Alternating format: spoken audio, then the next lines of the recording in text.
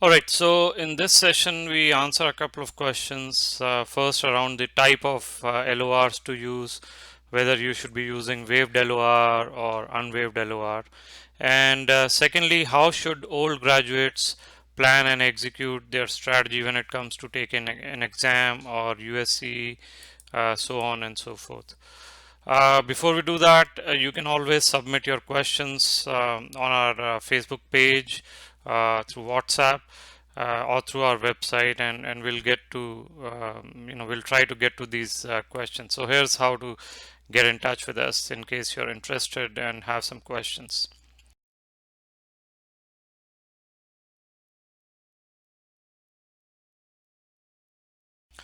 So the first question is it better to upload an unwaived LOR, knowing its content, rather than uploading a waived LOR? Obviously, you don't know the content, exact content. And will not waiving the right to view an LOR be a red flag? Well, so in almost all circumstances, a waived LOR is more impactful. It is very powerful. And you have to remember that an LOR is a very important component of your application package. This is the only piece of your application package which is a kind of a third party independent validation of your skills and the fit for the residency. Everything else in your application package is something that you write or you say you've done it. So almost in all cases, the LOR should be from a US physician or a researcher and should be waived. Maybe minor exceptions are there. A waived LOR is supposed to be very unbiased, uninfluenced assessment. And this is very typical in every professional field in the US, residency or otherwise. So please waive your LOR, because an unwaived LOR will reduce that impact. Of course, you may not know the exact content of the LOR, but the idea here is to get an excellent kind of an LOR, you would have built an excellent professional relationship with the recommender, and you should be confident that your work, your observership is to the degree that the recommender can assess you and give you that high impact LOR without knowing the contents. And a lot of times it will happen that the recommender will himself or herself tell you that they are not in a position to assess you in a way that they can give you an LOR. So that would be a hint.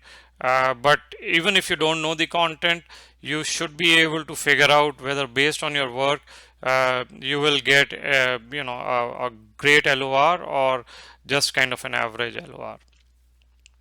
All right, so the next question is, as an old graduate, is it better to finish the exams quickly, say in 1 year back to back? So we are assuming this is like step 1, CK and CS back to back, and then apply for observership and research to get the LOR and apply for the match next year. So basically, should I spend time in just studying for the steps and apply for the match next year, or can I do it concurrently, try observerships, research, study simultaneously, hopefully to shorten that time, and you cut back on that 1 year probably. So the scores are, as you may know, very important. In fact, some would argue that for older graduates, that is the most important component. However, you have to balance it with the need to apply sooner and not lose another year. So, you need to get some USCE as well. So in an ideal situation, you should be able to balance both, do limited USCE even if not full time. So maybe you're doing 3 days a week, or doing a few hours a day. So that will help you. Research is very hard to get, and if you wait, maybe you'll not get that opportunity. So let's say you're getting a research opportunity, you really are trying, you actually get it. In general, you should take that and study along with doing that research. However, if you still decide to exclusively study and devote, say, 1 full year to your steps, you should target very high scores. given that you're an old graduate. So then you may ask, what is a high score? So to compensate for your year of graduation and an additional year that you will not do anything, just study, it cannot be in low 200s. For older graduates, and you can and you should target 250 plus in both steps, especially if you're studying full time, and then you should also be able to take step 3 before the September of that year, so that you're completely ready for the match. uh, it is realistic to get 250 if you're studying full time for one whole year. Anything less than, in low 200s, 220, and you're an older graduate and you've missed another year, is not gonna cut it. It'll be very difficult. But scores is something that can really push you above the filter, and you will still get a lot of interviews even if you're an old graduate, and you plan it in a way that you can get your USCE and research later on.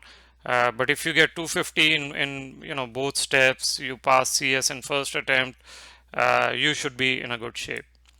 So that was all, and obviously we do provide personalized one-on-one and mentoring services. If you are interested, get in touch and we can discuss more.